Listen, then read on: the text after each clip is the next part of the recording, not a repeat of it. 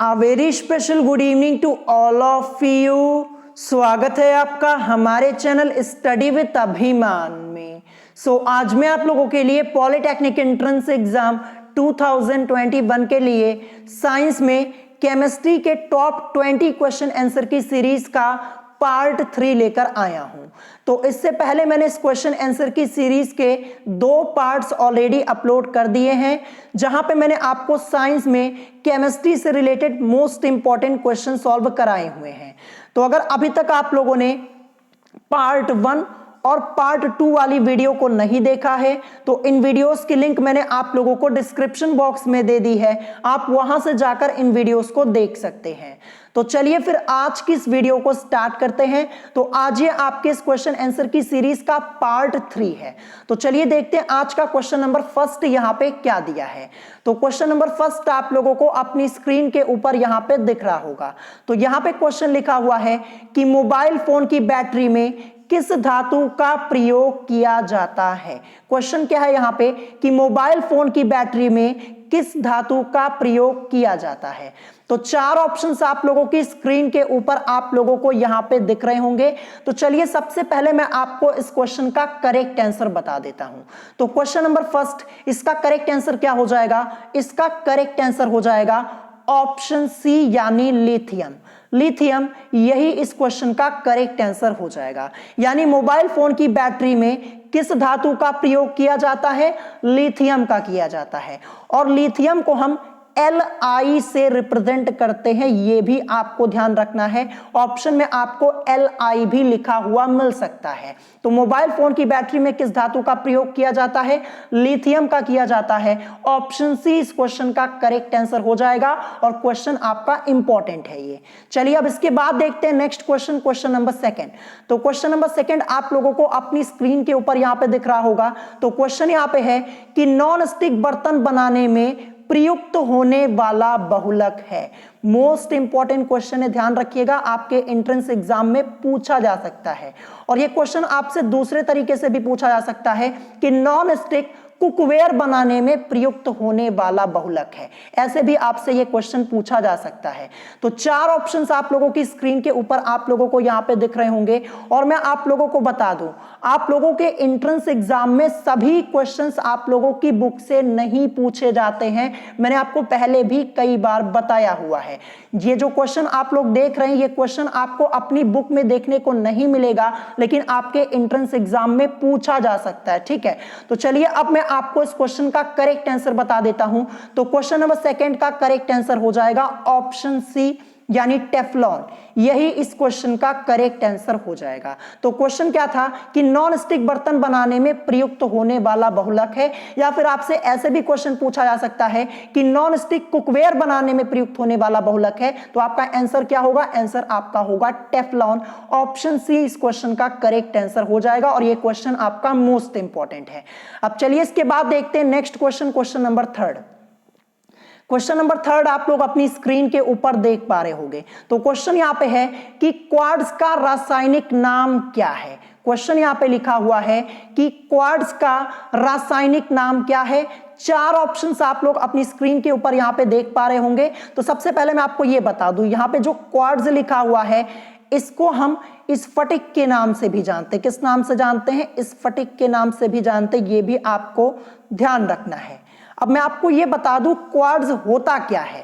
तो देखिए, क्वार्ट्ज एक खनिज है, आपको ध्यान रखना है। जो क्वार्ट्ज है ये एक खनिज है यानी मिनरल है, ये आपको ध्यान रखना है। इसको हम स्फटिक के नाम से भी जानते हैं। तो चलिए अब मैं आपको इस क्वेश्चन का करेक्ट आंसर बता देता हूं। तो क्वार्ट्ज का रासायनिक नाम क्या है? इस क्वेश्चन का करेक्ट आंसर आपका हो जाएगा ऑप्शन सी यानी सोडियम सिलिकेट। यही इस क्वेश्चन का करेक्ट आंसर हो जाएगा। क्वार्ट्ज का रासायनिक नाम क्या है? सोडियम सिलिकेट है। और यह भी क्वेश्चन आपको अपनी बुक में देखने को नहीं मिलेगा। ठीक है, मैं आपको फिर से एक बार बता दूं कि सभी क्वेश्चंस आप लोगों के एंट्रेंस एग्जाम में आपकी बुक से नहीं पूछे जाते हैं। कुछ क्वेश्चंस आप लोगों की बुक के बाहर से पूछ लिए जाते हैं, इसीलिए मैं आपको ये सब क्वेश्चंस करवा दे रहा हूं। ये सब क्वेश्चंस आपके इंपॉर्टेंट हैं। तो यहां पे ऑप्शन सी इस क्वेश्चन का करेक्ट आंसर हो जाएगा। अब चलिए इसके बाद देखते हैं next question, question number 4। Question number 4 आप लोग अपनी स्क्रीन के ऊपर देख पा रहे होंगे। तो क्वेश्चन यहां पे है कि पोटेशियम डाइक्रोमेट में क्रोमियम की ऑक्सीकरण संख्या है। 4 ऑप्शंस आपको अपनी स्क्रीन के ऊपर दिख रहे होंगे और मैं आपको बता दूं ये क्वेश्चन आप लोगों के एंट्रेंस एग्जाम में ऑलरेडी एक बार पूछा जा चुका है। तो क्वेश्चन आपका मोस्ट इंपॉर्टेंट है। क्वेश्चन यहां पे क्या है कि पोटेशियम डाइक्रोमेट में क्रोमियम की ऑक्सीकरण संख्या है। तो इस क्वेश्चन को सॉल्व करने के लिए सबसे पहले आपको यहां पे पोटेशियम डाइक्रोमेट का केमिकल फॉर्मूला पता होना चाहिए। क्या होता है चलिए फॉर्मूला मैं आपको सबसे पहले बता देता हूं। तो पोटेशियम डाइक्रोमेट का केमिकल फॉर्मूला होता है K2Cr2O7, ये इसका फॉर्मूला होता है। ठीक है, सबसे पहले आपको ये पता होना जरूरी है। तो हमसे पूछा जा रहा है कि पोटेशियम डाइक्रोमेट में क्रोमियम की ऑक्सीकरण संख्या क्या है, यानी Cr की। क्रोमियम को हम Cr से रिप्रेजेंट करते हैं, ध्यान रखिएगा। तो हमें यहां पे क्रोमियम की ऑक्सीकरण संख्या फाइंड आउट करनी है। तो हमें यहां पे क्रोमियम की ऑक्सीकरण संख्या फाइंड आउट करनी, तो इसको हम क्या करेंगे, इसको हम x मान लेंगे। तो चलिए इस क्वेश्चन को हम सॉल्व करना स्टार्ट करते हैं। तो सबसे पहले यहां पे क्या लिखा है, K2 लिखा हुआ है। K से हमारा मतलब क्या हो जाएगा, पोटेशियम से, ध्यान रखिएगा। और पोटेशियम का ऑक्सीडेशन नंबर क्या होता है, पोटेशियम का ऑक्सीडेशन नंबर होता है +1। क्या होता है, +1 होता है, ये आपको ध्यान रखना है। और कितने पोटेशियम यहां पे हैं, K2 लिखा है, 2 पोटेशियम है। तो क्या हो जाएगा, मैं यहां पे लिख सकता हूं 2, क्योंकि 2 पोटेशियम है और पोटेशियम का ऑक्सीडेशन नंबर क्या होता है, +1 होता है, यानी 2 × 1 ये मैं कर सकता हूं, यानी क्या मिलेगा, 2 मिलेगा। यानी इतने की जगह मैं क्या लिख सकता हूं, K2 की जगह मैं लिख सकता हूं 2। तो चलिए मैं 2 यहां पे लिख दे रहा हूं। सबसे पहले ये मैंने 2 लिख दिया है, ये K2 की जगह मैंने लिखा हुआ है, ध्यान रखिएगा। तो ये 2 मैंने यहां पे लिख दिया है। फिर इसके बाद प्लस का साइन लगाऊंगा। अब यहां पे देखिए Cr2 लिखा हुआ है, तो क्रोमियम की तो हमें निकालना ही है यहां पे। तो इसको हम क्या करेंगे, x मान लेंगे। ठीक है, x मान लेंगे।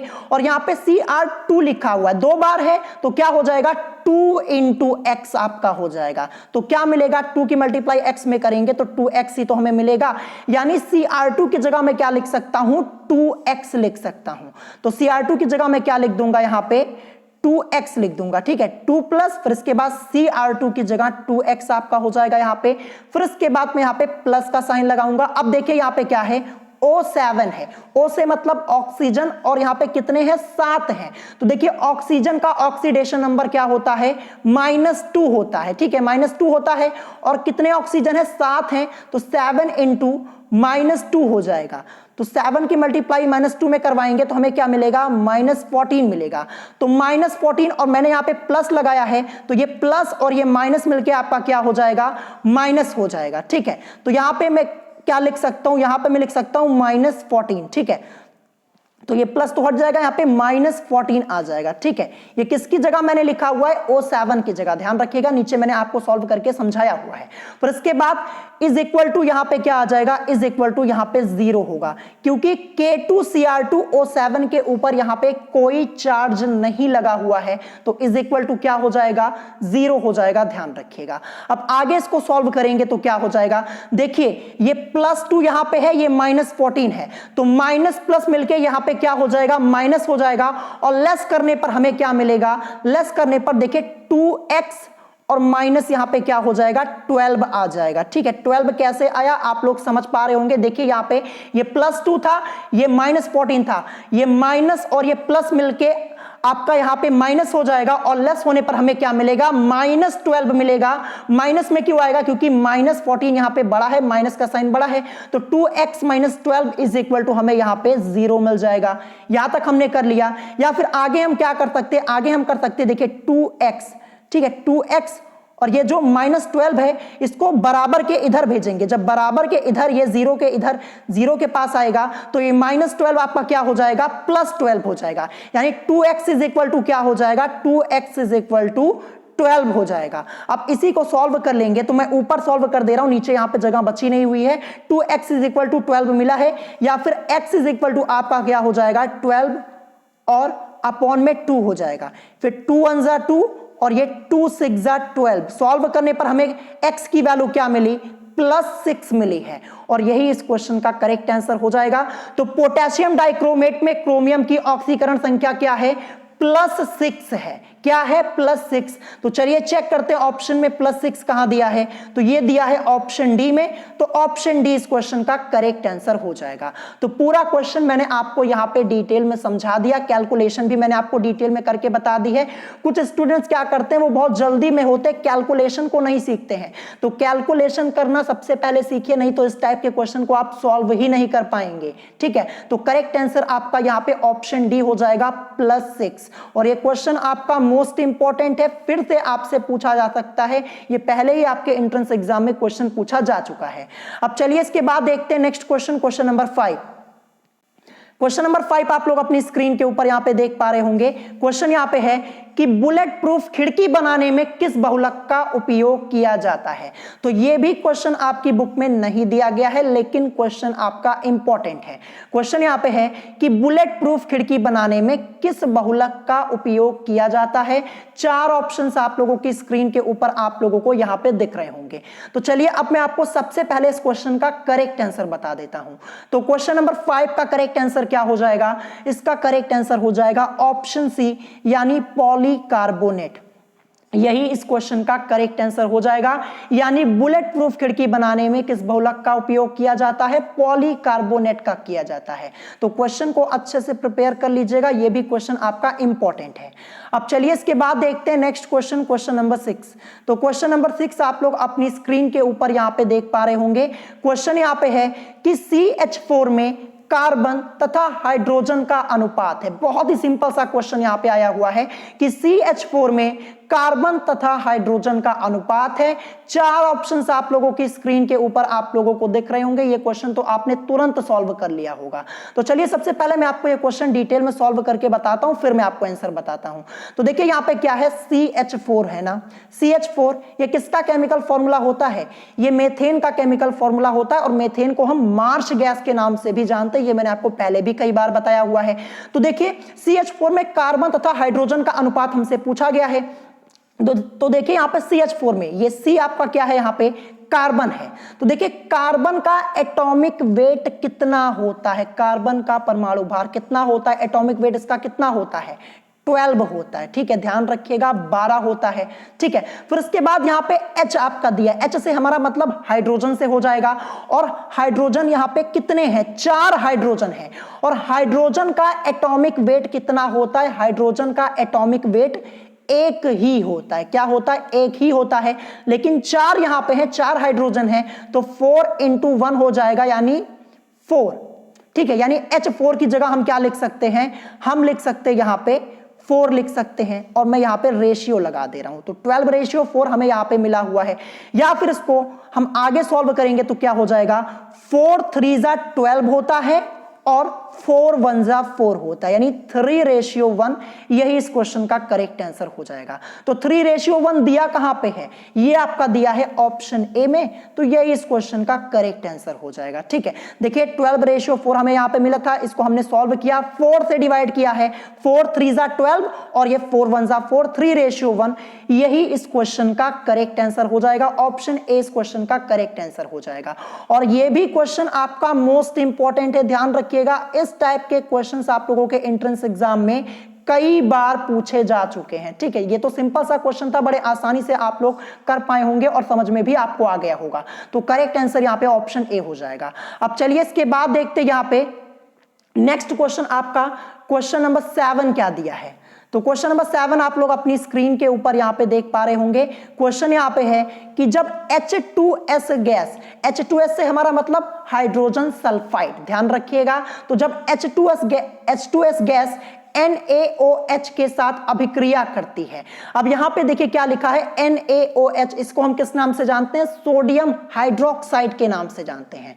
तो जब H2S गैस NaOH के साथ अभिक्रिया करती है तो निर्मित उत्पाद होता है। 4 ऑप्शंस आप लोगों की स्क्रीन के ऊपर आप लोगों को यहां पे दिख रहे होंगे। मैं आपको बता दूं, ये जो इस टाइप का क्वेश्चन दिया है, इस टाइप के कई क्वेश्चंस आप लोगों के एंट्रेंस एग्जाम में पूछे जा चुके हैं, ठीक है। तो चलिए सबसे पहले हम यहाँ पे रिएक्शन करके देखेंगे, तब मैं आपको इस क्वेश्चन का करेक्ट आंसर बताऊंगा। तो यहाँ पे क्या लिखा हुआ, जब H2S गैस NaOH के साथ अभिक्रिया करती है, तो चलिए सबसे पहले हम यहाँ पे रिएक्शन करके देखते हैं। जब रिएक्शन करेंगे तो क्या हो जाएगा, यहाँ पे क्या इक्वेशन बनेगा मैं आपको डिटेल में बता देता हूं। तो यहाँ पे हो जाएगा 2NaOH प्लस H2S गेप्स। जब यहां पर रिएक्शन होगी तो हमें यहां पे मिलेगा Na2S प्लस 2H2O, यही हमें यहां पे मिलेगा, जैसा कि आप लोग देख पा रहे होंगे। तो हमें यहां पे मिला क्या, जब रिएक्शन हुई तो हमें यहां पे मिल रहा है Na2S प्लस 2H2O। तो ऑप्शन में आपको कहीं पे Na2S दिख रहा है, आपको दिख रहा होगा ऑप्शन सी में, तो यही इस क्वेश्चन का करेक्ट आंसर हो जाएगा।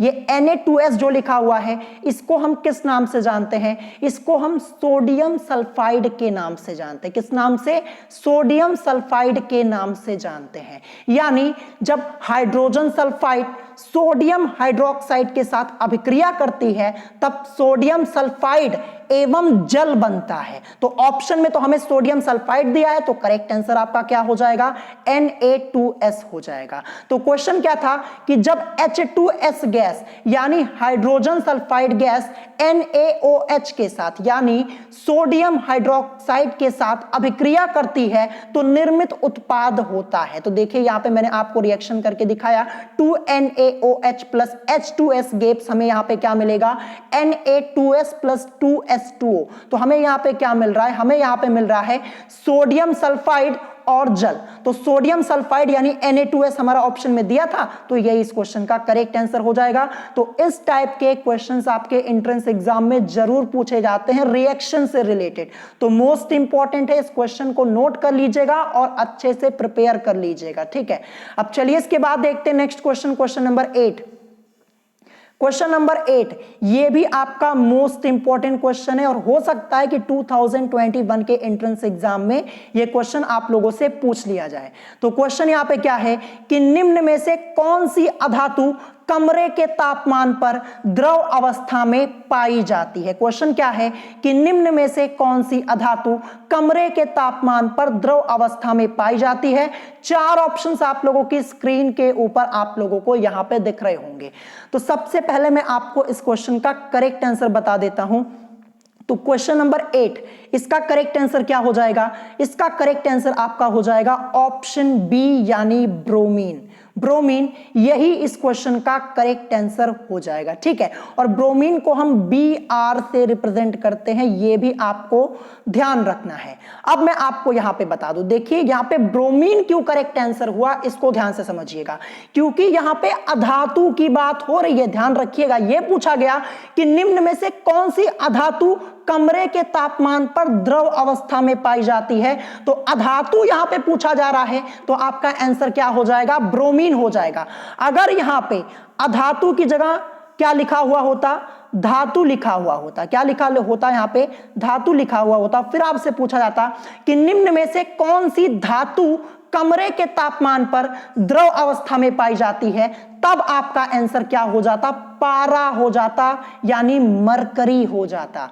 धातु पूछा जाएगा तो पारा होगा यानी मरकरी होगा, लेकिन यहां पे क्या पूछा गया था, अधातु पूछा गया था। तो अधातु पूछा जाएगा तो ब्रोमीन होगा। ध्यान रखिएगा, स्टूडेंट्स इस टाइप के क्वेश्चन में गलती कर देते हैं। तुरंत वो क्या करते हैं, अगर यहां पे अधातु लिखा हुआ है तो तुरंत क्या करते हैं, पारा इस आंसर पे टिक कर देते हैं, लेकिन गलत हो जाता है। ध्यान रखिएगा, अधातु पूछा जाएगा तो आपका आंसर क्या होगा, ब्रोमीन होगा।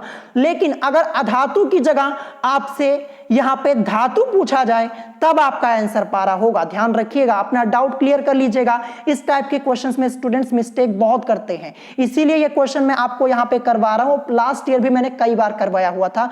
तो इस क्वेश्चन का करेक्ट आंसर आपका यहां पे ब्रोमीन होगा, ध्यान रखिएगा। अब चलिए इसके बाद देखते हैं next question, question number 9। Question number 9 आप लोग अपनी स्क्रीन के ऊपर देख पा रहे होंगे। क्वेश्चन यहां पे है कि ऑक्सीजन का इलेक्ट्रॉनिक विन्यास क्या होता है, ठीक है। क्वेश्चन यहां पे आया हुआ है कि ऑक्सीजन का इलेक्ट्रॉनिक विन्यास क्या होता है। चार ऑप्शंस आप लोगों की स्क्रीन के ऊपर आप लोगों को यहां पे दिख रहे होंगे। मैंने आपको पहले भी कई बार बताया कि इलेक्ट्रॉनिक विन्यास करना मैंने आप लोगों को ऑलरेडी बता दिया है। आप चैनल पे जाके वीडियो को देख लीजिएगा, आप लोगों को इलेक्ट्रॉनिक विन्यास करना आ जाएगा। तो यहां पे ऑक्सीजन का इलेक्ट्रॉनिक विन्यास पूछा जा रहा है। तो ऑक्सीजन का इलेक्ट्रॉनिक विन्यास करने के लिए सबसे पहले हमें ऑक्सीजन का एटॉमिक नंबर पता होना चाहिए। क्या होता है? ऑक्सीजन का एटॉमिक नंबर यानी परमाणु क्रमांक होता है 8। तो चलिए ऑक्सीजन का हम यहां पे इलेक्ट्रॉनिक कॉन्फ़िगरेशन कर लेते हैं।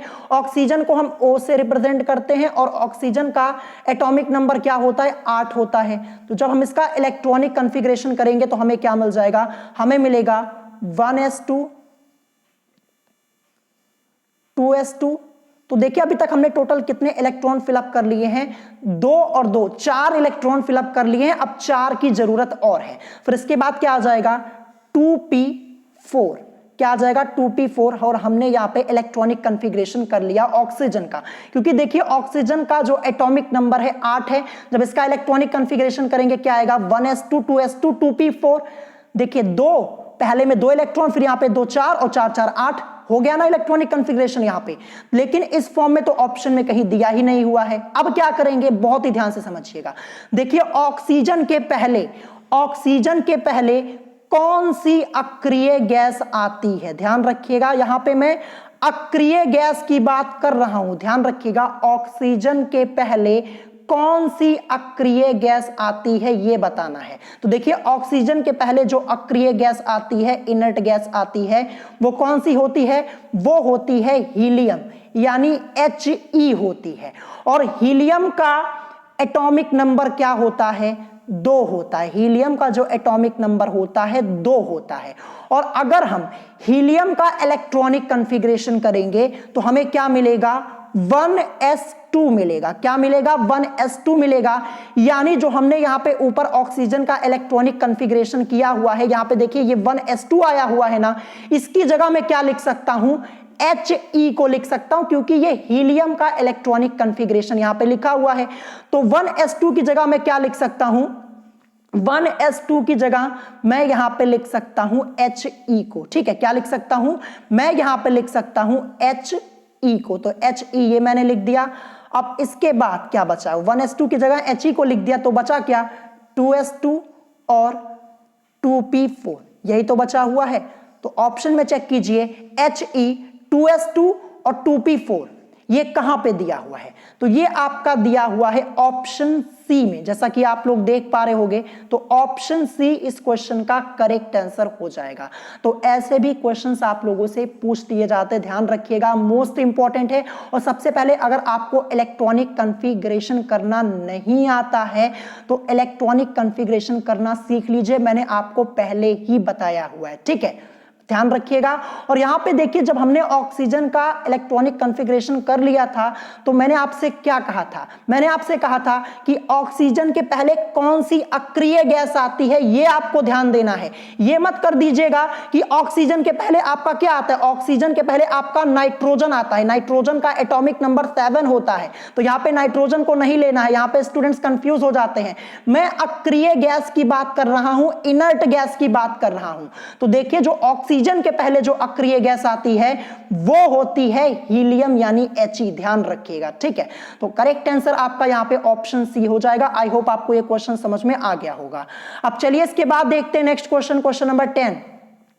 क्वेश्चन नंबर 10 आप लोग अपनी स्क्रीन के ऊपर देख पा रहे होंगे। क्वेश्चन यहां पे है कि आवर्त सारणी में कुल गैसों की संख्या कितनी है? क्वेश्चन यहां पे आया है कि आवर्त सारणी में कुल गैसों की संख्या कितनी है। 4 ऑप्शंस आप लोगों की स्क्रीन के ऊपर आप लोगों को दिख रहे होंगे। ये क्वेश्चन आपका मोस्ट इंपॉर्टेंट है, आपसे पूछा जा सकता है। तो चलिए सबसे पहले मैं आपको इस क्वेश्चन का करेक्ट आंसर बता देता हूं। तो आवर्त सारणी में कुल गैसों की संख्या 11 है। 11 आपका दिया है ऑप्शन डी में। तो यही इस क्वेश्चन का करेक्ट आंसर हो जाएगा। सिंपल सा क्वेश्चन है, बस आपको यहां पे याद कर लेना है कि आवर्त सारणी में कुल गैसों की संख्या कितनी है? 11 है। ऑप्शन डी इस क्वेश्चन का करेक्ट आंसर हो जाएगा। ठीक है, और मैं आपको बता दूं 2020 में मैंने पेरियोडिक टेबल से रिलेटेड एक अलग वीडियो बनाई हुई है, जहां पे मैंने आपको आवर्त सारणी से रिलेटेड सभी क्वेश्चंस पहले ही सॉल्व कराए हुए हैं। आप चैनल पे जाकर 2020 की प्लेलिस्ट चेक कर लीजिएगा, वहां पे आपको वीडियो मिल जाएगी। ठीक है, अब चलिए इसके बाद देखते हैं नेक्स्ट क्वेश्चन, क्वेश्चन नंबर 11। तो क्वेश्चन नंबर 11 फिर से यहां पे इलेक्ट्रॉनिक कॉन्फ़िगरेशन पूछा जा रहा है। यहां पे आया हुआ है क्वेश्चन कि वैनेडियम का इलेक्ट्रॉनिक विन्यास क्या होगा। अब यहां पे क्या पूछा जा रहा है कि वैनेडियम का इलेक्ट्रॉनिक विन्यास क्या होगा। चार ऑप्शंस आप लोगों की स्क्रीन के ऊपर आप लोगों को दिख रहे होंगे। तो यहां पे देखिए, इस क्वेश्चन को सॉल्व करने के लिए सबसे पहली कंडीशन ये है कि आपको वैनेडियम का एटॉमिक नंबर पता होना चाहिए। बहुत से स्टूडेंट्स ऐसे होंगे जिनको वैनेडियम का परमाणु क्रमांक ही नहीं याद होगा। मैंने आपको पहले ही कहा था कि परमाणु क्रमांक 1 से लेकर के 35 तक के तत्वों के नाम और परमाणु क्रमांक अच्छे से याद कर लीजिए, क्योंकि जब आपके एंट्रेंस एग्जाम में क्वेश्चन पूछा जाएगा तो बहुत कम बार ऐसा होता है कि आपको परमाणु क्रमांक दिया हुआ हो, परमाणु क्रमांक आपको नहीं दिया जाता। ऐसे ही क्वेश्चन आप लोगों से पूछ लिया जाता है। तो देखिए यहाँ पे वैनेडियम लिखा है, तो वैनेडियम को हम सबसे पहले ये जान लीजिए V से रिप्रेजेंट करते हैं और इसका एटॉमिक नंबर होता है 23। क्या होता है? 23 होता है। तो देखिए एटॉमिक नंबर 23 होता है, ये हमें पता चल चुका है। अब हम इसको सॉल्व कर लेते हैं। तो चलिए मैं आपको इसका इलेक्ट्रॉनिक कॉन्फ़िगरेशन करके बता देता हूं। तो देखिए वैनेडियम एटॉमिक नंबर इसका होता है 23। तो जब अब इसका इलेक्ट्रॉनिक कॉन्फ़िगरेशन करेंगे तो हमें क्या मिलेगा? हमें मिलेगा 1s2 2s2 2p6 2p6 के बाद आता है 3s2। तो मैं यहां पे लिख देता हूं 3s2, ये मैंने लिख दिया। फिर 3s2 के बाद क्या आ जाएगा? 3s2 के बाद आएगा 3p6। ठीक है, यहां पे मैं लिख दे रहा हूं 3p6। पहले अब हम यहां पे इलेक्ट्रॉन्स को काउंट कर लेते हैं, टोटल हमने कितने फिलअप किए हुए। तो देखिए 2 2 4 6 4 10 2 12 और 6 18 इलेक्ट्रॉन्स हमने यहां पे फिलअप कर दिए हैं। 23 यहां पे एटॉमिक नंबर है, 5 की जरूरत और है। तो 3p6 के बाद यहां पे क्या आ जाएगा? 3p6 के बाद आएगा 4s2। 4s2। अब हमने टोटल कितने इलेक्ट्रॉन्स यहां पे फिलअप कर लिए हैं? हमने यहां पे फिलअप कर लिए हैं टोटल 20। अब 3 की जरूरत है, तो क्या हो जाएगा? लास्ट में आपका यहां पे आ जाएगा 3d3। क्या हो जाएगा? 3d3 हो जाएगा। तो यहां तक हमने कर लिया। ठीक है, अब इसको क्या करेंगे? हम क्रम से लिख देंगे। जब क्रम से लिखेंगे तो 3d3 पहले आ जाएगा, 4s2 आपका यहां पे बाद में चला जाएगा। तो यहां पे मैं लिख देता हूं 3d3, फिर इसके बाद क्या हो जाएगा? 4s2। ये हमने यहां पे कर दिया। तो इलेक्ट्रॉनिक कॉन्फ़िगरेशन यहां पे कंप्लीट हो चुका है, लेकिन इस फॉर्म में आपका यहां पे ऑप्शन में कहीं दिया ही नहीं हुआ है। तो अब हम क्या करेंगे? वैनेडियम 23 इसका एटॉमिक नंबर है। अब आपको यह ध्यान देना है कि वैनेडियम के पहले कौन सी अक्रिय गैस आती है, कौन सी इनर्ट गैस आती है। तो वैनेडियम के पहले जो अक्रिय गैस आती है वो होती है ऑर्गन। क्या होती है? ऑर्गन। और ऑर्गन का एटॉमिक नंबर क्या होता है? 18 यानी 18 होता है। ठीक है, क्या होता है? 18 होता है। अगर आप ऑर्गन का इलेक्ट्रॉनिक कॉन्फ़िगरेशन करेंगे आपको क्या मिलेगा? 1s2 2s2 2p6 3s2 और 3p6 यहां तक मिलेगा। जो 3p6 तक लिखा हुआ है ये किसका इलेक्ट्रॉनिक कॉन्फ़िगरेशन है? ये ऑर्गन का लिखा हुआ है। यानी 3p6 यहां तक, इसकी जगह मैं क्या लिख सकता हूं? AR यानी ऑर्गन को लिख सकता हूं। ऑर्गन को हम AR से रिप्रेजेंट करते हैं। तो चलिए लिख देता हूं यहां पे 3p6 तक आपका यहां पे क्या हो जाएगा? 3p6 1s2 से लेके 3p6 इसकी जगह हमारा क्या आ जाएगा? AR आ जाएगा। ठीक है, यानी ऑर्गन, क्योंकि ये ऑर्गन का इलेक्ट्रॉनिक कॉन्फ़िगरेशन लिखा है। फिर इसके बाद बचा क्या? यहां पे बचा 3d3 और 4s2। तो अब ऑप्शन में चेक कीजिए, AR 3d3 4s2 कहां पे दिया है? तो देखिए ये दिया है ऑप्शन बी में। तो ऑप्शन बी इस क्वेश्चन का करेक्ट आंसर हो जाएगा। देखिए ऐसे भी आप लोगों से क्वेश्चंस पूछे जाते हैं। आप 2019 का 2019 का पॉलिटेक्निक एंट्रेंस एग्जाम का पेपर चेक कर लीजिए। वहां पे आपसे कॉपर का पूछा गया था, Cu का इलेक्ट्रॉनिक कॉन्फ़िगरेशन आपसे पूछा गया था और ऐसे ही ऑप्शंस आपके दिए थे, AR करके ऐसे ही ऑप्शंस दिए गए थे, ध्यान रखिएगा। तो ऐसे भी आप लोगों से क्वेश्चन पूछा जाता है, इसीलिए मैं आपको यहाँ पे इतने डिटेल में समझा देता हूँ क्वेश्चन, ताकि आपको कोई प्रॉब्लम ना हो। तो इलेक्ट्रॉनिक विन्यास करना अगर आपको नहीं आता तो पहले मैंने बताया हुआ है, जाके पढ़ लीजिएगा। तो यहाँ पे वैनेडियम का इलेक्ट्रॉनिक कॉन्फ़िगरेशन क्या हो जाएगा, करेक्ट आंसर आपका ऑप्शन बी हो जाएगा, ठीक है। अब चलिए इसके बाद देखते हैं नेक्स्ट क्वेश्चन, क्वेश्चन नंबर 12। तो क्वेश्चन नंबर 12 आप लोग अपनी स्क्रीन के ऊपर देख पा रहे होंगे। सिंपल सा क्वेश्चन यहाँ पे है कि आवर्त सारणी में सबसे हल्की धातु कौन सी है। धातु की बात यहाँ पे हो रही है, ध्यान से समझिएगा, यहाँ पे धातु की बात हो रही है कि आवर्त सारणी में सबसे हल्की धातु कौन सी है। चार ऑप्शंस आपको यहाँ पे दिख रहे होंगे। तो चलिए अब मैं आपको सबसे पहले इस क्वेश्चन का करेक्ट आंसर बता देता हूं। तो करेक्ट आंसर आपका यहाँ पे क्या हो जाएगा, ऑप्शन सी यानी लिथियम हो जाएगा, ठीक है। Li यही इस क्वेश्चन का करेक्ट आंसर हो जाएगा। आवर्त सारणी में सबसे हल्की धातु कौन सी है, लिथियम है। ये आपको ध्यान रखना है, ये भी क्वेश्चन आपका इंपॉर्टेंट है, आपसे पूछा जा सकता है, ठीक है। अब चलिए इसके बाद देखते हैं नेक्स्ट क्वेश्चन, क्वेश्चन नंबर 13। तो क्वेश्चन नंबर 13 आप लोग अपनी स्क्रीन के ऊपर देख पा रहे होंगे। क्वेश्चन यहां पे है कि अक्रिय गैसों में मुक्त इलेक्ट्रॉनों की संख्या कितनी होती है। क्वेश्चन क्या है कि अक्रिय गैसों में यानी इनर्ट गैसेस में मुक्त इलेक्ट्रॉनों की संख्या कितनी होती है। चार ऑप्शंस आपको दिख रहे होंगे। ऑप्शन ए दिया 10, ऑप्शन बी 12, ऑप्शन सी 6 और ऑप्शन डी दिया है इनमें से कोई नहीं। तो चलिए सबसे पहले मैं आपको इस क्वेश्चन का करेक्ट आंसर बता देता हूं। तो क्वेश्चन नंबर 13 का करेक्ट आंसर क्या हो जाएगा, करेक्ट आंसर यहां पे हो जाएगा ऑप्शन डी यानी इनमें से कोई नहीं। क्यों हुआ इनमें से कोई नहीं, तो फिर अक्रिय गैसों में मुक्त इलेक्ट्रॉनों की संख्या कितनी होती है। तो मैं आपको बता दूं, अक्रिय गैसों में मुक्त इलेक्ट्रॉनों की जो संख्या होती है वो 0 होती है। ध्यान रखिएगा 0 होती है, क्योंकि जो अक्रिय गैसें होती हैं इनका अष्टक पूरा होता है, ठीक है। जो अक्रिय गैसें होती है इनका अष्टक पूरा होता है। तो अक्रिय गैसों में मुक्त इलेक्ट्रॉनों की जो संख्या होती है वो क्या होती है, 0 होती है। ध्यान रखिएगा, तो 0 तो यहां पे ऑप्शन में कहीं दिया ही नहीं हुआ है। तो करेक्ट आंसर क्या हो जाएगा, ऑप्शन डी हो जाएगा। ट्रिकी क्वेश्चन है, ध्यान रखिएगा। ऐसे ही क्वेश्चंस आप लोगों से पूछे जाते हैं और आप लोग कंफ्यूज हो जाते हैं। तो सबसे पहले आपको यह ध्यान रखना है, जो इनर्ट गैसेस होती हैं, अक्रिय गैसें होती हैं, उनमें मुक्त इलेक्ट्रॉनों की जो संख्या होती है वो 0 होती है, यानी मुक्त इलेक्ट्रॉन उनमें होते ही नहीं है। ये आपको ध्यान रखना है, ठीक है। तो करेक्ट आंसर क्या हो जाएगा, ऑप्शन डी हो जाएगा, क्योंकि 0 तो यहां पे दिया ही नहीं हुआ था।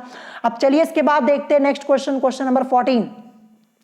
क्वेश्चन नंबर 14 ये क्वेश्चन आपके एंट्रेंस एग्जाम में ऑलरेडी पूछा जा चुका है। सिंपल सा क्वेश्चन यहाँ पे है कि कच्चे फलों को पकाने में प्रयोग की जाती है। क्वेश्चन क्या है कि कच्चे फलों को पकाने में प्रयोग की जाती है। चार ऑप्शंस आपको यहाँ पे दिख रहे होंगे। तो सबसे पहले मैं आपको इस क्वेश्चन का करेक्ट आंसर बता देता हूं। तो क्वेश्चन नंबर 14 का करेक्ट आंसर क्या होगा, इसका करेक्ट आंसर हो जाएगा C2H4। अब यहाँ पे C2H4 लिखा हुआ है, ये किसका केमिकल फॉर्मूला लिखा हुआ है, तो ये लिखा हुआ है एथिलीन का केमिकल फॉर्मूला। किसका, एथिलीन का केमिकल फॉर्मूला लिखा हुआ है, आपको ध्यान रखना है। और एथिलीन को हम एथीन के नाम से भी जानते हैं। किस नाम से, एथीन के नाम से भी जानते, चाहे एथीन बोलिए चाहे एथिलीन बोलिए, बात एक ही होगी। फॉर्मूला C2H4 होता है। तो देखिए यहां पे आपसे फॉर्मूले के टर्म्स में पूछ लिया गया, फॉर्मूला आपको यहां पे ऑप्शन में दिया गया हुआ था, ठीक है, जैसा कि आप लोग देख पा रहे होंगे। आपको यहां पे एथिलीन भी लिखा हुआ मिल सकता है, ठीक है। तो ऐसे भी क्वेश्चन आप लोगों से पूछ लिए जाते हैं, और ये तो क्वेश्चन आपके एंट्रेंस एग्जाम में ऑलरेडी पूछा जा चुका है। ऑप्शन सी इस क्वेश्चन का करेक्ट आंसर हो जाएगा। अब चलिए इसके बाद देखते हैं next question, question number 15। Question number 15 आप लोग अपनी स्क्रीन के ऊपर देख पा रहे होंगे। क्वेश्चन यहां पे है कि टिन का लैटिन नाम क्या है। यहां पे क्वेश्चन पूछा गया कि टिन का लैटिन नाम क्या है। चार ऑप्शंस आपको दिख रहे होंगे। Option A ferrum, option B cuprum, option C stannum और option D none of this, यानी इनमें से कोई नहीं। तो सबसे पहले मैं आपको इस क्वेश्चन का करेक्ट आंसर बता देता हूं। तो क्वेश्चन नंबर 15 का करेक्ट आंसर क्या हो जाएगा, टिन का लैटिन नाम क्या होता है, तो ये होता है स्टेनम। क्या होता है, स्टेनम होता है, ध्यान रखिएगा। ऑप्शन सी इस क्वेश्चन का करेक्ट आंसर हो जाएगा। और उसके अलावा देखिए यहां पे क्या दिया, फेरम दिया है। ये फेरम किसका होता है, ये लोहे का होता है, यानी आयरन का। अगर आपसे पूछा जाए कि लोहे का लैटिन नेम क्या होता है तो ये होता है फेरम, याद कर लीजिएगा। उसके बाद क्यूप्रम लिखा है, ये किसका होता है, ये कॉपर का होता है। अभी उस दिन मैंने आपको बताया हुआ था, तो कॉपर का क्या होता है, क्यूप्रम होता है। फिर इसके बाद स्टेनम यहां पे दिया है, ये किसका होता है, ये टिन का होता है, अभी मैंने आपको बताया। तो टिन का लैटिन नाम क्या है, टिन का लैटिन नाम होता है स्टेनम। अच्छे से इसको लर्न कर लीजिएगा, ठीक है। अब चलिए इसके बाद देखते हैं next question, question number 16। Question number 16 आप लोग अपनी स्क्रीन के ऊपर देख पा रहे होंगे। क्वेश्चन यहां पे है कि चीनी का शुद्धिकरण किस गैस के द्वारा किया जाता है। क्वेश्चन यहां पे है चीनी का शुद्धिकरण किस गैस के द्वारा किया जाता है। यह क्वेश्चन तो आपकी बुक में दिया गया है। 4 ऑप्शंस आप लोगों की स्क्रीन के ऊपर आप लोगों को यहां पे दिख रहे होंगे। तो क्वेश्चन नंबर 16 का करेक्ट आंसर क्या हो जाएगा, क्वेश्चन नंबर 16 का करेक्ट आंसर हो जाएगा SO2 यानी सल्फर डाइऑक्साइड। ऑप्शन डी इस क्वेश्चन का करेक्ट आंसर हो जाएगा। यानी चीनी का शुद्धिकरण किस गैस के द्वारा किया जाता है, SO2 यानी सल्फर डाइऑक्साइड के द्वारा। क्वेश्चन देखिए ये आपका मोस्ट इंपॉर्टेंट है, आपसे पूछा जा सकता है, ठीक है। अब चलिए इसके बाद देखते हैं next question, question number 17। Question number 17 आज हमारा पहली बार यहां पे आया हुआ है। क्वेश्चन यहां पे है कि कैलोमल किस धातु का अयस्क है। क्वेश्चन यहां पे क्या है कि कैलोमल किस धातु का अयस्क है। ऑप्शन ए दिया है सोडियम का, ऑप्शन बी पारे का, ऑप्शन सी लोहे का और ऑप्शन डी दिया है इनमें से कोई नहीं। तो चलिए सबसे पहले मैं आपको क्वेश्चन नंबर 17 का करेक्ट आंसर बताता हूं। तो क्वेश्चन नंबर 17 इसका करेक्ट आंसर क्या हो जाएगा, जो कैलोमल है ये पारे का अयस्क होता है। ऑप्शन बी इस क्वेश्चन का करेक्ट आंसर हो जाएगा, ठीक है। इसके अलावा एक होता है सिनेबार। क्या होता है, सिनेबार होता है। तो देखिए सिनेबार वाला ना ये आपके एंट्रेंस एग्जाम में पूछा जा चुका है। यूपी पॉलिटेक्निक एंट्रेंस एग्जाम 2017 में, ये मैंने आपको पहले ही बताया हुआ है। यहां पे पूछा गया था कि कैलोमल किस धातु का अयस्क है, तो ये पारे का होता है। देखिए एक अयस्क पारे का होता है कैलोमल, ये भी होता है, लर्न कर लीजिएगा। और एक सिनेबार होता ही है, ये तो मैंने आपको पहले ही बताया है। तो देखिए पारे के अयस्क कौन कौन से हो जाएंगे, एक होता है सिनेबार और एक होता है कैलोमल। ये भी आपको ध्यान रखना है, इंपॉर्टेंट है। ये क्वेश्चन आपको अपनी बुक में देखने को नहीं मिलेगा। मैंने आपको पहले ही बताया कि आपके बुक के बाहर से भी क्वेश्चंस पूछे जाते हैं। तो यहाँ पे करेक्ट आंसर आपका क्या हो जाएगा, ऑप्शन बी यानी पारे का। अब चलिए इसके बाद देखते हैं नेक्स्ट क्वेश्चन, क्वेश्चन नंबर 18। तो क्वेश्चन नंबर 18 आप लोग अपनी स्क्रीन के ऊपर यहां पे देख पा रहे होंगे। क्वेश्चन यहां पे है कि निम्नलिखित में से कौन सा तत्व संक्रमण तत्व नहीं है। मोस्ट इंपॉर्टेंट क्वेश्चन है, आपके एंट्रेंस एग्जाम में ऑलरेडी पूछा जा चुका है। और मैं आपको बता दूं संक्रमण तत्व से रिलेटेड 2020 के भी एंट्रेंस एग्जाम में क्वेश्चन पूछा गया था और सेम ऐसे ही क्वेश्चन पूछा गया था। मैं आपको इस टाइप के क्वेश्चंस इसीलिए करवा दे रहा हूं क्योंकि ये क्वेश्चंस पूछे जाते हैं और आपकी बुक में दिए नहीं होते हैं, लेकिन फिर भी पूछे जाते हैं। तो यहां पे क्वेश्चन पूछा गया कि निम्नलिखित में से कौन सा तत्व संक्रमण तत्व नहीं है। 4 ऑप्शंस आप लोगों की स्क्रीन के ऊपर आप लोगों को यहां पे दिख रहे होंगे। तो देखिए इस क्वेश्चन का आंसर बताने से पहले सबसे पहले मैं आपको यह बता दूं कि यह संक्रमण तत्व होता क्या है। देखिए संक्रमण तत्व को हम इंग्लिश में ट्रांजिशन एलिमेंट बोलते हैं, यह भी आपको ध्यान रखना है, ठीक है। और सबसे पहले मैं आपको यह बता दूं ये जो क्वेश्चन आया है ये किस चैप्टर का है। आपके केमिस्ट्री के सिलेबस में एक चैप्टर है तत्वों का आवर्ती वर्गीकरण एवं गुण, उसी चैप्टर से ये आपका क्वेश्चन पूछा गया है। और ये चैप्टर मैंने आप लोगों को पहले ही पढ़ा दिया है, 2020 में पढ़ा दिया है पूरा कंप्लीट चैप्टर मैंने आपको पढ़ाया हुआ है। सभी क्वेश्चंस करवाए हैं, न्यूमेरिकल्स कराए हुए हैं। तो अगर अभी तक आप लोगों ने चैप्टर नहीं पढ़ा है तो 2020 की केमिस्ट्री की प्लेलिस्ट चेक कर लीजिएगा, वहां पे आपको चैप्टर मिल जाएगा तत्वों का आवर्ती वर्गीकरण एवं गुण वाला चैप्टर आपको मिल जाएगा। वहां पे मैंने आपको संक्रमण तत्व के बारे में भी डिटेल में बताया हुआ है। तो यहां पे मैं आपको यह बता देता हूं संक्रमण तत्व होता क्या है। तो आपको ध्यान रखना है जो डी ब्लॉक के एलिमेंट्स होते हैं, ठीक है, डी ब्लॉक के एलिमेंट्स जो होते हैं इनको हम संक्रमण तत्व कहते हैं, ठीक है। जो डी ब्लॉक के एलिमेंट्स होते हैं इनको हम संक्रमण तत्व यानी ट्रांजिशन एलिमेंट कहते हैं, ये आपको ध्यान रखना है। मैं आपको बता दूं, देखिए एटॉमिक नंबर 21 से 30, ठीक है, परमाणु क्रमांक 21 से 30, ध्यान रखिएगा 21 से 30, 39 से 48, परमाणु क्रमांक 21 से 30, 39 से 48, फिर इसके बाद 57 यानी 57 से 57 से 80 यानी 80 तक। फिर इसके बाद 89 से यानी 89 से लेकर के 112 तक, ठीक है, 112 तक, ठीक है, ध्यान रखना है। तो यहां पे देखिए 21 से 30, 39 से 48, 57 से 80 और 89 से 112 तक आने वाले रासायनिक तत्व संक्रमण तत्व कहलाते हैं, ध्यान रखिएगा, ठीक है। यानी परमाणु क्रमांक 21 से 30 के बीच में जितने एलिमेंट्स आते हैं, एटॉमिक नंबर 21 से लेकर 30 तक जितने एलिमेंट्स आते हैं ये, फिर इसके बाद परमाणु क्रमांक 39 से लेकर 48 तक जितने एलिमेंट्स आते हैं, फिर इसके बाद 57 से लेकर 80 तक जितने एलिमेंट्स आते हैं, फिर इसके बाद 89 से 112 तक यानी परमाणु क्रमांक 89 से 112 तक जितने एलिमेंट्स आते हैं, ये सब संक्रमण तत्व हैं और ये सभी डी ब्लॉक के एलिमेंट्स होते हैं। किस ब्लॉक के? डी ब्लॉक के एलिमेंट्स होते हैं, ये भी आपको ध्यान रखना है। तो सबसे पहले यह ध्यान रखिएगा कि जो डी ब्लॉक के एलिमेंट्स होते हैं उनको हम ट्रांजिशन एलिमेंट यानी संक्रमण तत्व कहते हैं। और मैंने आपको यहां पे एटॉमिक नंबर पहले ही बता दिया है, परमाणु क्रमांक 21 से 30, 39 से 48, 57 से 80 और 89 से 112 तक आने वाले रासायनिक तत्व जो है ये संक्रमण तत्व कहलाते हैं, या फिर आप ऐसे बोल सकते हैं कि डी ब्लॉक के एलिमेंट्स। तो यहां पे मैंने आपको एटॉमिक नंबर भी बता दिया, अच्छे से समझ लीजिएगा, जब आप पेरियोडिक टेबल में देखेंगे आपको खुद ही पता चल जाएगा। तो अब मैं आपको इस क्वेश्चन का करेक्ट आंसर बता देता हूं। यहां पे पूछा गया था कि निम्नलिखित में से कौन सा तत्व संक्रमण तत्व नहीं है, तो ऑप्शन के अकॉर्डिंग यहां पे आपका करेक्ट आंसर क्या हो जाएगा? आपका करेक्ट आंसर हो जाएगा ऑप्शन बी यानी SN, जिसको हम टिन के नाम से जानते हैं। टिन को हम SN से रिप्रेजेंट करते हैं। तो देखिए टिन ये क्यों संक्रमण तत्व नहीं है? देखिए जो टिन है ना ये डी ब्लॉक का एलिमेंट नहीं होता है। जो टिन है ये पी ब्लॉक का एलिमेंट होता है। किस ब्लॉक का? पी ब्लॉक का एलिमेंट्स होता है। ये डी ब्लॉक का एलिमेंट नहीं होता है। और मैंने आपको अभी क्या बताया, जो डी ब्लॉक के एलिमेंट होते हैं, डी ब्लॉक के जो एलिमेंट्स होते हैं वो संक्रमण तत्व होते हैं, ठीक है। इसके अलावा जो आपका यहाँ पे Hg दिया है यानी पारा, फिर इसके अलावा यहां पे Sc दिया है यानी स्कैंडियम, फिर इसके बाद Pd दिया है यानी पलेडियम, ये तीनों जो हैं ये डी ब्लॉक के एलिमेंट हैं, ये संक्रमण तत्व हैं। लेकिन जो Sn यानी टिन यहां पे दिया है ये P ब्लॉक का एलिमेंट होता है, ठीक है। किस ब्लॉक का एलिमेंट होता है?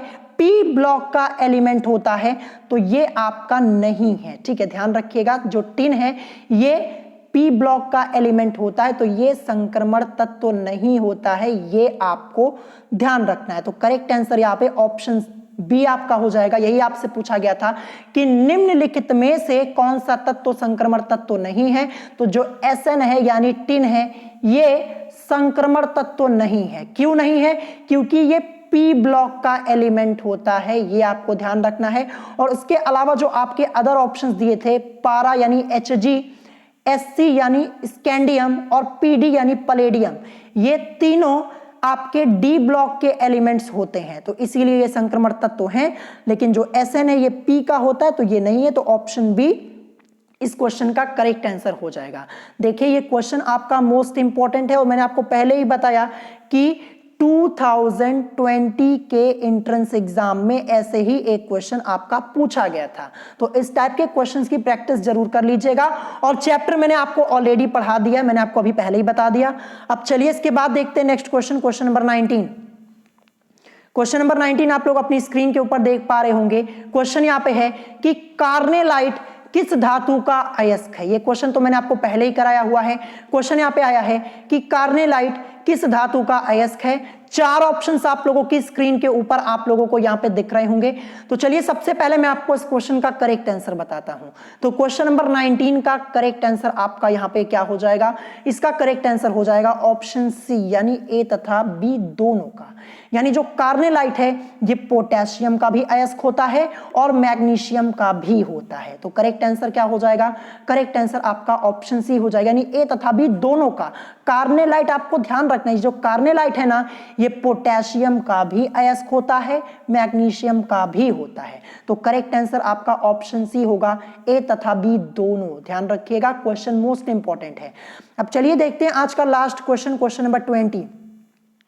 क्वेश्चन नंबर 20 आप लोग अपनी स्क्रीन के ऊपर देख पा रहे होंगे। क्वेश्चन यहाँ पे है कि निम्न में से कौन सी औषधि प्रतिरोधी यानी एंटीसेप्टिक्स के रूप में प्रयोग की जाती है। क्वेश्चन यहाँ पे है कि निम्न में से कौन सी औषधि प्रतिरोधी यानी एंटीसेप्टिक्स के रूप में प्रयोग होती है। 4 ऑप्शंस आपके स्क्रीन के ऊपर आप लोगों को यहां पे दिख रहे होंगे और ये क्वेश्चन आप लोगों के एंट्रेंस एग्जाम में ऑलरेडी एक बार पूछा जा चुका है। मैं आपको पहले ही बता देता हूं और मेडिसिन वाला पूरा टॉपिक मैंने आपको पहले ही पढ़ा दिया। जिन स्टूडेंट्स ने नहीं पढ़ा है चैनल पे जाके पढ़ लीजिएगा।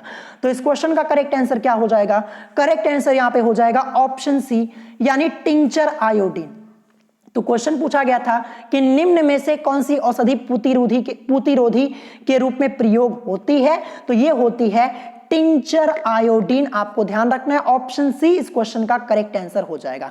जो प्रतिरोधी लिखा है इसको हम इंग्लिश में एंटीसेप्टिक्स बोलते हैं, ये भी आपको ध्यान रखना है। तो करेक्ट आंसर आपका ऑप्शन सी यानी टिंचर आयोडीन हो जाएगा। ठीक है, तो आज की इस वीडियो में मैंने आपको टोटल 20 क्वेश्चन सॉल्व कराए हैं। टोटल मैंने आपको इस क्वेश्चन आंसर की सीरीज में अभी तक 60 मोस्ट इंपॉर्टेंट क्वेश्चन सॉल्व करा दिए, क्योंकि आज ये हमारा पार्ट 3 था। इससे पहले पार्ट 1 में मैंने आपको 20 क्वेश्चंस कराए थे, फिर पार्ट 2 में मैंने आपको 20 क्वेश्चंस कराए और आज पार्ट 3 में मैंने आपको यहाँ पे 20 क्वेश्चंस करा दिए। तो टोटल मिला के मैंने आपको अभी तक 60 क्वेश्चन सॉल्व करा दिए हैं। इन क्वेश्चंस को अच्छे से प्रिपेयर कर लीजिएगा, इंपॉर्टेंट है। ये सीरीज आपकी चलती रहेगी। जो मोस्ट इंपॉर्टेंट क्वेश्चंस होंगे वो मैं आपको सॉल्व करवाऊंगा और बहुत ही जल्द मैं आप लोगों के लिए फिजिक्स के लिए भी क्वेश्चन आंसर की सीरीज स्टार्ट करने वाला हूं। फिजिक्स में भी मैं आपको मोस्ट इंपॉर्टेंट क्वेश्चन सॉल्व करवाने वाला हूं। ठीक है, तो अगर आज की इस वीडियो में आप लोगों को कोई बात नहीं समझ में आई हो तो आप मुझसे कमेंट करके पूछ सकते हो और अगर आज की वीडियो आप लोगों को पसंद आई हो तो वीडियो को लाइक करना मत भूलिएगा और साथ ही साथ हमारे चैनल स्टडी विद अभिमान को सब्सक्राइब करना मत भूलिएगा। तो आज की वीडियो में इतना ही, मिलेंगे नेक्स्ट वीडियो में। Thanks for watching.